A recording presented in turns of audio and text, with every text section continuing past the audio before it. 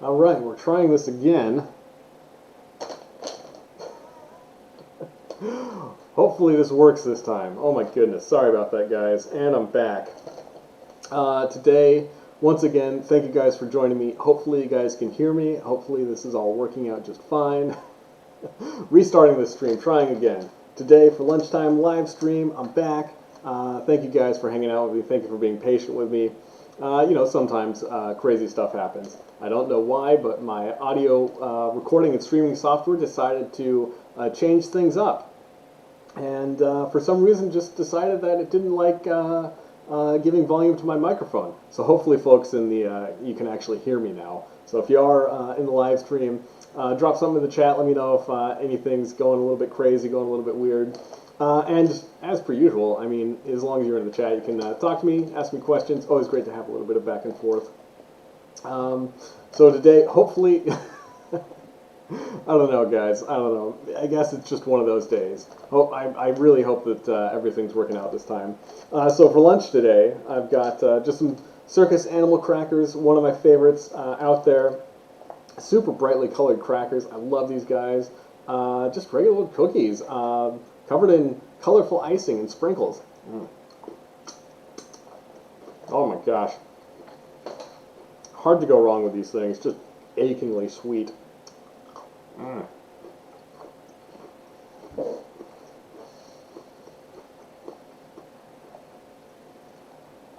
I mean, as always, these lunchtime live streams, great chance for me to kind of interact with folks out there, and great chance for me to like actually have a little bit of social interaction with people in the world. Because like with the way the world is right now, I know it's kind of tough to go out and have like social interactions and all that jazz. Well, everything's locked down. Well, there's all these recommendations going around to make sure that you're staying away from people. Like, it just kind of sucks. So I hope that you guys are doing all right out there. I hope that you're surviving, keeping yourselves healthy and happy and all those good things. And yeah, this is just like a chance to hang out and chill while hopefully you've got something nice to snack on, or if not, you just want to hang out with me for a couple of minutes. That's cool too. I got to get my energy levels up though. I'm dragging a little bit this morning. I had a really rough workout this morning. Just left me completely knackered. So getting some carbs, getting some sugar inside in my stomach really does feel good today.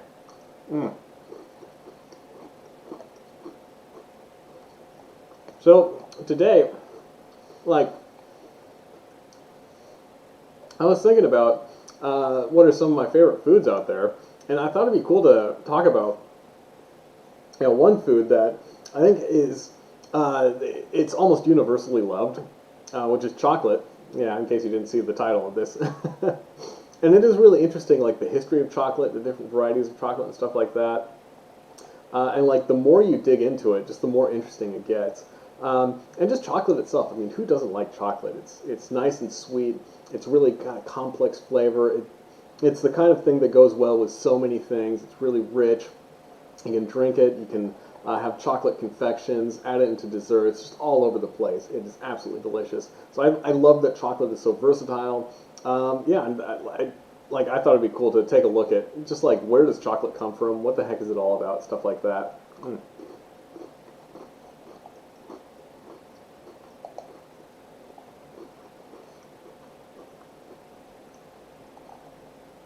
So this is just history.com, home of the History Channel, where they have some pretty cool information about the history of chocolate, like where it comes from, its roots in like Central and South America, and it's got this wonderful picture up top. I just love that picture with some cocoa beans, some slabs of chocolate.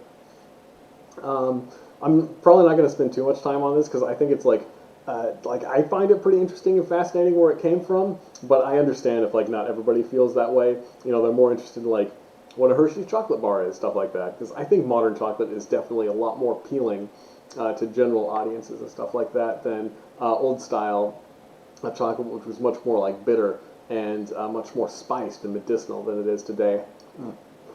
So, like, if you roll the clock way back, just reading from the top, the history of chocolate can be traced back to the ancient Mayans, and even earlier to the ancient Olmecs of southern Mexico. The word chocolate may conjure images of sweet candy bars and luscious truffles, but the chocolate today, pardon me, but the chocolate today is little like the chocolate of the past. Throughout the, I don't want to look at silly ads like that, kind of distracting. Throughout much of history, chocolate was revered, but a bitter beverage, not the sweet edible treat. They talk about how chocolate is made, but I'm not super interested in that. I want to know about the history of it. So, yeah, like it started with the Olmecs and the Mayans, and I think the Aztecs are some of the more popular. The Mayans and the Aztecs are two of the Native American groups that people most closely associate with chocolate. And the kind of chocolate they had was really interesting. Like, instead of like the chocolate bars that people associate with chocolate nowadays, it was a chocolate drink that they would make just out of cocoa powder, or just out of, not cocoa powder, but the cocoa nibs, and hot water. It was a lot like a chocolate tea or cocoa tea or something like that, a little bit. It was a very medicinal drink. It was a very bitter drink that they had. Let's see if they talk about it a little bit. So the Olmecs passed their knowledge to the ancient Mayans who consumed chocolate. They revered it. Who not only consumed chocolate, but they revered it. The Mayan written history mentions chocolate drinks being used in celebrations and to finalize important transactions. Moving on, despite chocolate's importance to the Mayan culture, it wasn't reserved for the wealthy and powerful, but readily available to almost anybody. In many Mayan households, chocolate was enjoyed with every meal. Mayan chocolate was thick and frothy and often combined with chili peppers, honey, or water. Like I think that's kind of interesting how like chocolate back then was something that was really spicy and stuff like that, and it was used as a stimulant more than anything else. Like I feel like a lot of people don't realize that coffee is not the only place where you can get caffeine. Cocoa powder and cocoa nibs actually have a fairly significant amount of caffeine in them too. So, the Aztecs got it from the Mayans, and they took their chocolate admiration to the next level. They believed cocoa was given to them by their gods. I mean, chocolate coming from the gods? Why the heck not? Sounds about right. Like the Mayans, they enjoyed the caffeinated kick of hot or cold spiced chocolate beverages in ornate containers, but they also used cocoa beans as currency to buy food and other goods. In Aztec cultures, the cocoa beans were considered more valuable than gold. Aztec chocolate was mostly an upper class extravagance, although the lower classes enjoyed it occasionally at weddings and other ceremonies. Perhaps the most notorious Aztec chocolate lover of all was the mighty Aztec ruler, Montezuma II, who supposedly drank gallons of chocolate each day for energy and as an aphrodisiac. I think that's pretty awesome. Anybody who can consume that much chocolate is pretty great. It's also said he reserved some of his cocoa beans for his military. So of course, come 1492 and later decades was when like the Spanish started interacting with the Aztecs in Central America and the Mexico, or what was eventually to become Mexico. And they kind of like, you know, they discovered chocolate and then they brought it back to Europe to like see if they could further refine it or introduce it to the Europeans. So it is kind of cool to think that like before the 1500s, chocolate was nowhere but in Central America. And then after the 1500s, then it became a little bit more widely known. And I think the story of how it like spread through Europe is also pretty interesting. And then in the 1800s, 1700s, I think it was the 1700s, it was brought back to like North America. Well, it's in North America and stuff like that. And I think nowadays there's this bifurcation between European and North American chocolate, which is pretty interesting. So I'll probably talk a little bit about that in a bit. Because I don't know, it's almost like, you know, there are the differences between European and North American chocolate. that divide a lot of people. Like, that's a really divisive issue. Oh, I see Mia's back in the chat, says sound works great now. Awesome, thank you for letting me know about that. Yeah, just some crazy stuff for the that my streaming software decided to do without my knowledge. So yeah, sometimes crazy things like that happen, and I do apologize. I'm not an expert at this stuff, so try my best, doing the best I can. So thank you guys for bearing with me. Let's see, anything else interesting in here? I don't really think so. It's talking more about the modern stuff, which you can find more information on the modern stuff and other interesting pages. So this is a website. What is this website? Gourmetboutique.net. I don't know what this website is, but I was just looking for some information on the difference between European and American chocolate. And I thought this was a pretty good description.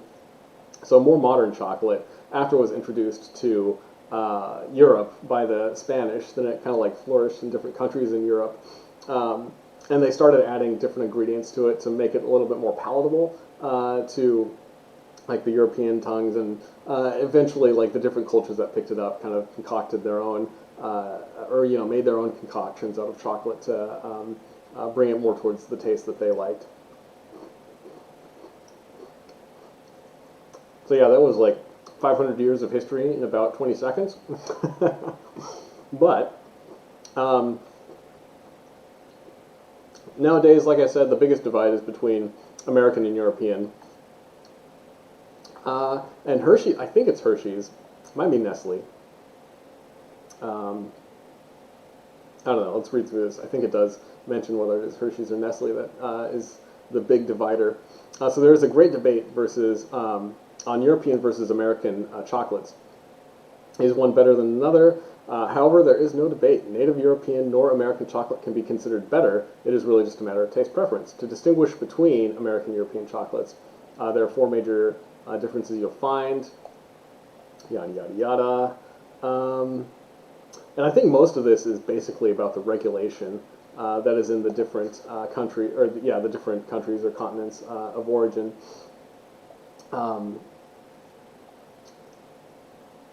Yeah, so this says in America, you can call something chocolate as long as it has at least 11% cocoa content, but in Europe it requires 23% cocoa content to be called a chocolate confection. So if you do go to Europe and try some of those chocolates over there versus America, they tend to have a little bit more of a complex flavor because of that, a little bit more like deep and rich flavor, whereas I almost feel like Hershey chocolate and Nestle chocolate in America is more like, just chocolate flavored sweets, basically, is what it is, because you don't get as much chocolate flavoring. It's more of like sugar with a little bit of chocolate in it. Yeah, and the second major difference is the sugar content.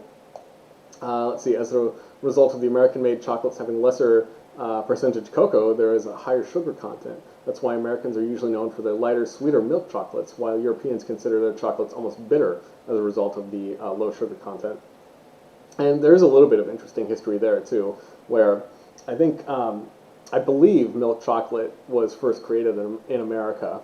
And the problem there was that the milk products, when it was made, back in, I want to say the mid-1800s, was when milk chocolate might have been made.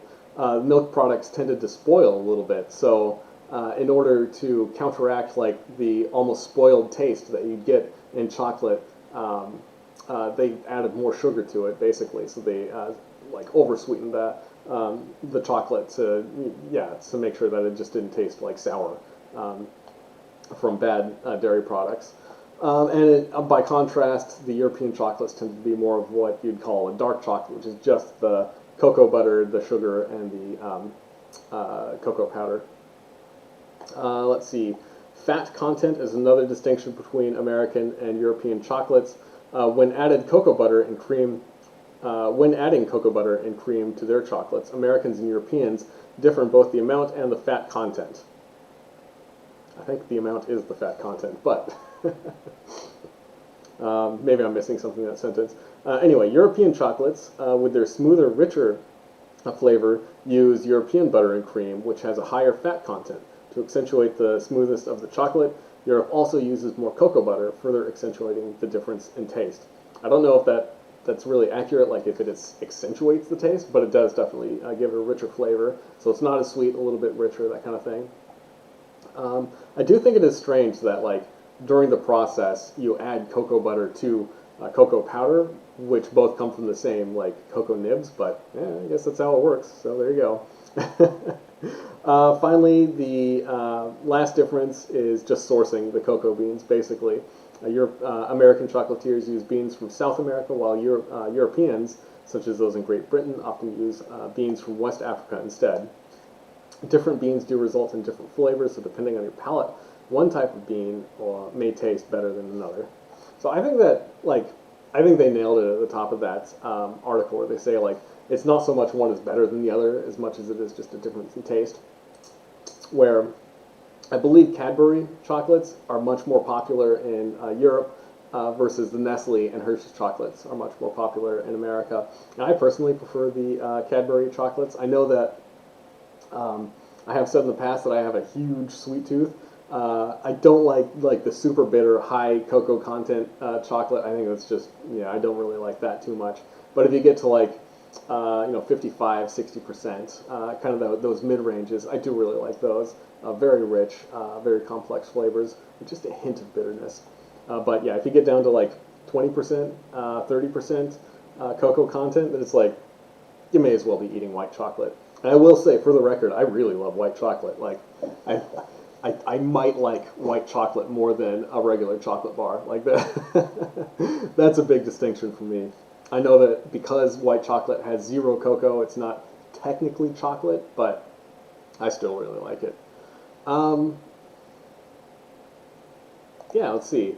You can look at the, like, if you look at the process, oops, don't need to see that. If you look at the process for creating chocolate, again, that's like something else that's super interesting. I couldn't find any good websites that actually like discuss the whole process super well, but it is kind of cool to see that when you start making chocolate, you start with these pods like this, and the actual like cocoa beans are basically like these seeds inside of these fruits. So each one of these fruits has about 40 cocoa beans or something like that in it. And then a lot of people don't realize that chocolate products are actually fermented. So the second step, after you harvest these things and cut them open and remove the cocoa seeds, not beans, cocoa seeds, is to ferment it. And like you can take unfermented cocoa seeds and break them down and make chocolate out of them, but it just isn't quite as good. Like I think it has a bit more of an astringent flavor to it. So if you do ferment it, then you do get a little bit of a smoother flavor. So that is like, it is almost a necessary step for the process. And then you dry it, yada yada yada. And then I think after you dry it, you get these little beans like this, which are the kinds of things that you can like buy on Amazon, stuff like that. Now if you buy cocoa nibs, it tends to be like these beans that are kind of like broken down and shattered and stuff like that. And if you do take just cocoa nibs straight and put them into like a food processor or a grinder or something like that, you can grind it like peanut butter and make your own like cocoa liquor. So yeah, there's a couple of other processes that are required. I mean, grinding the cocoa nibs, that's what I was talking about. Like you can do this at home and make your own chocolate. It's actually kind of cool. I've done that a couple of times. And they, oh my goodness, they give you a huge boost of energy. I remember back when I did keto diet stuff, I would buy a lot of cocoa nibs online and make my own like little chocolate energy bars and like little chocolate energy treats that I could eat throughout the day to keep my energy levels up. Because like I said, there is a non-trivial amount of caffeine in chocolate and cocoa. And then once you get this stuff, it's called chocolate liquor, which looks really delicious, but the chocolate liquor, it's basically like, as you grind it down, the fats and stuff in the cocoa beans, in the chocolate beans, or in the chocolate seeds, they kind of like smooth out, so you get this thing that looks really delicious. It looks like melted chocolate, but like that's where the similarities ends. It actually smells really not super great, and it is a very, very bitter thing. If you just like, stuck a finger in and ate some, it is very bitter, not super tasty to most people's palates. Mm.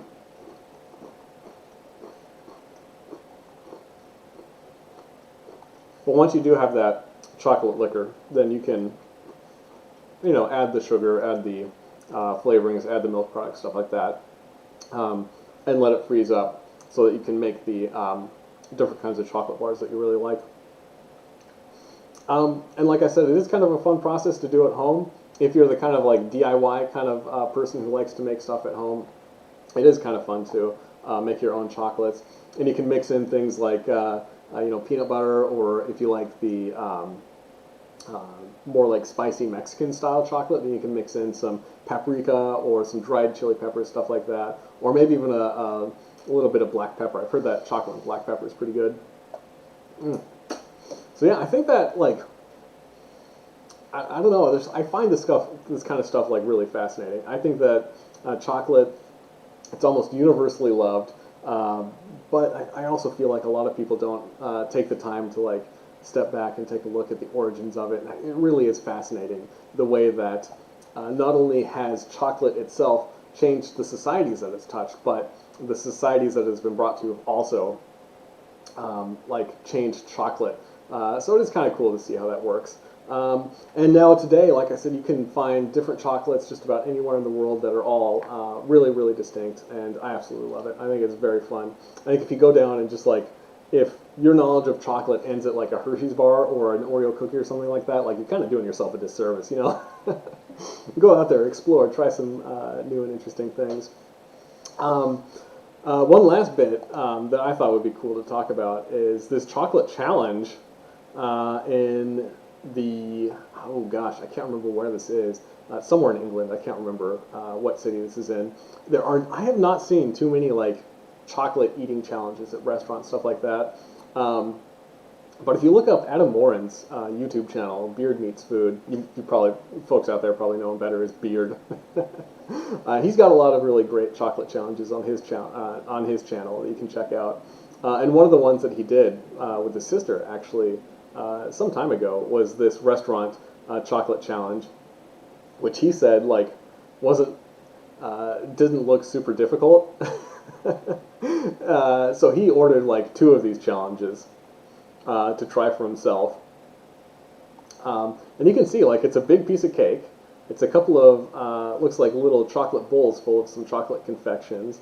I think this might be like a white chocolate whipped cream or chantilly cream or something like that, and some chocolate ice cream, which is just over the top for any normal person. I mean, me looking at that, I think like, yeah, I could probably take down 2 or 3 of those, but I think it would be really fun. If I ever find myself in England, I'm definitely going to have to look this place up.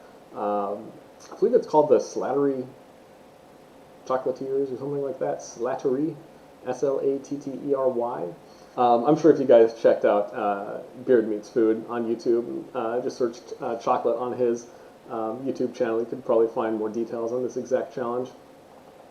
But yeah, oh, there it is, the Slattery Chocolate Challenge. That's what it's called. Take a large portion of our American-style chocolate fudge cake, served warm, with a portion of homemade chocolate ice cream, a portion of fresh cream, and 2 chocolate pots filled with liquid chocolate sauce. Yeah, let's just have everything be chocolate. Just everything on that plate is edible. Because why the heck not? Add a glass of any of our delicious chocolate drinks, and the challenge begins. I didn't even mention that. I didn't even think about that. Get some chocolate milk or some hot chocolate or something on the side. Why the heck not? If you manage to eat all of this without help of your friends, you will be rewarded with a Slattery chocolate medal and a 100 grams box of homemade chocolates in case you had not had enough chocolate. Warning, only serious chocoholics should attempt this challenge. I mean, it just looks like a ton of fun. I have never seen a chocolate challenge in America. So, calling out all of the chocolate places in America, chocolate confectionaries. If anybody in the Seattle area wants to put one together, I would definitely be there. I would definitely give it a shot. Oh my gosh. And I mean, yeah, you saw the pictures. I did look up the Slattery website, and it is just this kind of confection shop where you can go buy all kinds of different chocolate confections. And you know, they're absolutely beautiful. I mean, they're beautiful to look at. They look really, really tasty.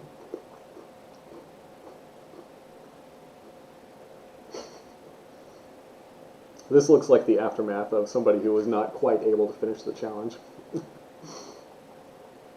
Yeah, up at the top, it says that only 3% of people have ever completed it, but like, yeah, that is way too much chocolate for a normal person to eat, but a lot of fun. All right, guys, I think that's going to be it from me. I hope you guys enjoyed the live stream today. Thank you guys for hanging out. Always good to talk with you guys. Always good to see folks. Mia, thank you for letting me know that my audio sucks. Yeah, sorry about those technical difficulties, but like I said, sometimes it happens. Yeah, I hope you guys are having a good week so far. We're in the middle of the week, hump day, Wednesday, so just a couple of more days until you get to the weekend. And then if you're in America, 3-day weekend. Boom, something to celebrate. All right, guys, I appreciate you hanging out with me today. And until next time, until Friday afternoon, peace out. You guys have a good one. Stay happy, stay healthy, all those things. And eat some cookies. Why not?